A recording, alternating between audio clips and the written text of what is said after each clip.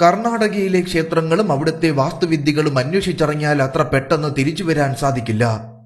ഓരോ നോക്കിലും വീണ്ടും വീണ്ടും അത്ഭുതപ്പെടുത്തുന്ന ക്ഷേത്രങ്ങളും അവയുടെ നിർമ്മാണ രഹസ്യങ്ങളും അറിയാൻ തന്നെ നാളുകളെടുക്കും. ഐഹോളയും ഹംപിയും ബദാമിയും പട്ടടയ്ക്കലും ശൃംഗേരി മഠവും പിന്നെ അത്ര പ്രശസ്തമല്ലാത്ത നൂറുകണക്കിന് ക്ഷേത്രങ്ങളും കർണാടകയുടെ ഇന്നലകളിലേക്ക് വെളിച്ചം വീശുന്നവയാണ്. അത്തരത്തിലുള്ള ഒരു ക്ഷേത്രമാണ് ബേളൂരിലെ ചെന്നകേശവ ക്ഷേത്രം.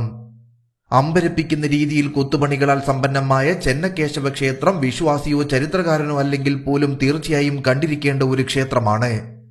കാലത്തെ അതിജീവിച്ച് ഇന്നലകളുടെ അപൂർവ സമ്പത്തുമായി തലയുയർത്തി നിൽക്കുന്ന ചെന്നകേശവ ക്ഷേത്രത്തിന്റെ പ്രത്യേകതകളിലേക്ക് നമുക്കൊന്ന് കണ്ണോടിക്കാൻ ശ്രമിക്കാം. കർണാടകയിലെ എന്നല്ല ഇന്ത്യയിലെ തന്നെ ഏറ്റവും മഹത്തരമായ നിർമ്മിതികളിലൊന്നായാണ് ബേളൂരിലെ ചെന്നകേശവ ക്ഷേത്രത്തെ കണക്കാക്കുന്നത്.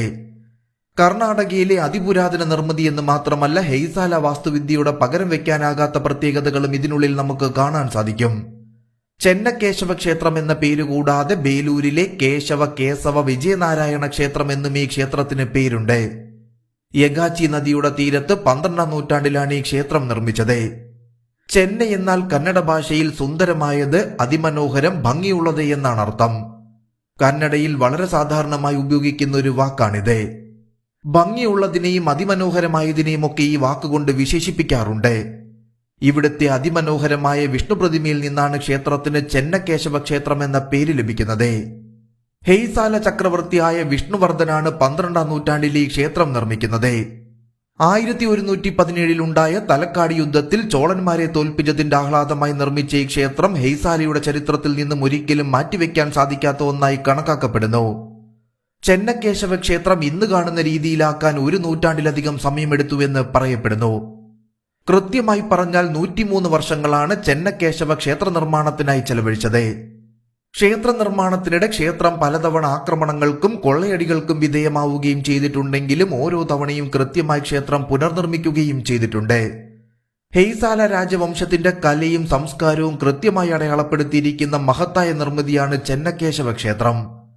മുകളിൽ നിന്ന് നോക്കുമ്പോൾ ഒരു നക്ഷത്രത്തിന്റെ ആകൃതിയിലാണ് ഈ ക്ഷേത്രം കാണുക. അക്കാലത്തെ ജൈനമതത്തിന്റെ സ്വാധീനം ക്ഷേത്ര നിർമ്മാണത്തിൽ പലയിടത്തും നമുക്ക് കാണാൻ സാധിക്കും. ഇവിടെ ക്ഷേത്രത്തിൽ നിറയെ കാണുന്ന തൂണുകൾ തന്നെയാണ് ഇതിനുള്ള ഏറ്റവും വലിയ ഉദാഹരണം. 64 മൂലകളും 4 പ്രവേശന കവാടങ്ങളും 48 തൂണുകളുമായാണ് ഈ ക്ഷേത്രം നിലകൊള്ളുന്നത്. ഓരോ കോണിലും എന്തെങ്കിലുമൊക്കെ വിസ്മയം ചെന്നകേശവ ക്ഷേത്രത്തിൽ നമുക്ക് കാണാൻ സാധിക്കും. അതിൽ തന്നെ ഏറ്റവും ആകർഷണം ക്ഷേത്ര കവാടത്തിൽ തന്നെ കൊത്തിയിരിക്കുന്ന വലിയ 2 ആനകളുടെ രൂപമാണ്. വലിയ ക്ഷേത്രത്തിന് ചുറ്റുമായി ചെറിയ കുറേയധികം ക്ഷേത്രങ്ങളും നമുക്ക് കാണാൻ സാധിക്കും. പ്രവേശന കവാടത്തിന് സമീപമാണ് പുഷ്കർണി അഥവാ ക്ഷേത്രകുളത്തിലേക്കുള്ള കവാടം സ്ഥിതി ചെയ്യുന്നത്. നിർമ്മാണത്തിലെ പലതരം അത്ഭുതങ്ങൾ ഈ ക്ഷേത്രത്തിൽ നമുക്ക് കാണാമെങ്കിലും അതിലേറ്റവും വ്യത്യസ്തമായി നിൽക്കുന്നത് ഇവിടുത്തെ ഗ്രാവിറ്റി പില്ലർ എന്ന തൂണാണ്. 42 അടിയും 15 ടൺ ഭാരവുമുള്ള ഒറ്റക്കല്ലിലുള്ള സ്തംഭാകൃതിയിലുള്ള തൂണിന്റെ നടുഭാഗം മാത്രമേ നിലത്ത് സ്പർശിക്കുന്നുള്ളൂ. ബാക്കിയുള്ള ഒരു ഭാഗം നിലത്ത് സ്പർശിക്കാത്ത രീതിയിലാണ് നിർമ്മിച്ചിരിക്കുന്നത്. ഗുരുത്വാകർഷണം ഒറ്റ ബിന്ദുവിൽ കേന്ദ്രീകരിച്ചാണ് ഇത് നിർമ്മിച്ചിരിക്കുന്നത് എന്നത് മാത്രമല്ല പ്രത്യേകതയുള്ള ഒരു ഘടനയാണ് ഇതിന്റെ നിർമ്മാണത്തിന് സ്വീകരിച്ചിരിക്കുന്നത്. ഏറ്റവും താഴെ ശക്തരായ ആനകൾ, അതിനു തൊട്ടുമുകളിൽ സൂചിപ്പിക്കുന്നതിനായി സിംഹങ്ങൾ, അത് കഴിഞ്ഞ് വേഗതയുടെ പര്യായമായ കുതിരകൾ, വള്ളിപ്പടർപ്പുകൾ, പൂക്കൾ എന്നിങ്ങനെയാണ് ഗ്രാവിറ്റി പില്ലറിൽ ചിത്രപ്പണികൾ നടത്തിയിരിക്കുന്നത്. അക്കാലത്ത് പ്രചാരത്തിലുണ്ടായിരുന്ന കലാവിദ്യകളുടെയും രൂപങ്ങളുടെയും എല്ലാം മാതൃക ഈ ക്ഷേത്രത്തിന്റെ വിവിധ ഭാഗങ്ങളിലായി നമുക്ക് കാണാൻ സാധിക്കും. അതിൽ തന്നെ ഏറ്റവും ശ്രദ്ധേയമായത് 12ാം നൂറ്റാണ്ടിലെ നൃത്തങ്ങളും നൃത്തരൂപങ്ങളും അവയുടെ വിവിധ മാതൃകകളുമാണ്. അതിസുന്ദരികളായ സ്ത്രീകളുടെ രൂപങ്ങളും ക്ഷേത്രത്തിനകത്തും പുറത്തും ധാരാളമായി കാണുവാൻ സാധിക്കും. കൂടാതെ കല്ലിൽ തീർത്ത ബേറിങ്ങുകളുള്ള കറങ്ങുന്ന ദശാവതാര തൂണുകൾ ഇവിടെ കാണാൻ സാധിക്കും.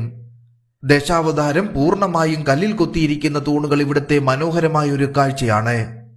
ഒറ്റക്കല്ലിൽ കൊത്തിയിരിക്കുന്ന ജീവൻ തുടിക്കുന്ന ശില്പങ്ങളാണ് ഇവിടുത്തെ എടുത്തു പറയേണ്ട മറ്റൊരു പ്രത്യേകത. കല്ലിൽ കടഞ്ഞ ഈ ശില്പങ്ങൾക്ക് ഈ 21ാം നൂറ്റാണ്ടിനെയും അതിശയിപ്പിക്കുന്ന കഴിവുകൾ കാണാൻ കഴിയും. വീണ മീട്ടുന്ന സ്ത്രീയുടെ കയ്യിലെ വീണയുടെ കമ്പി പോലും അതിസൂക്ഷ്മമായി കല്ലിൽ കൊത്തിയതാണ് എന്നറിയുമ്പോഴാണ് ഇവിടുത്തെ പ്രത്യേകത നമുക്ക് മനസ്സിലാകുക.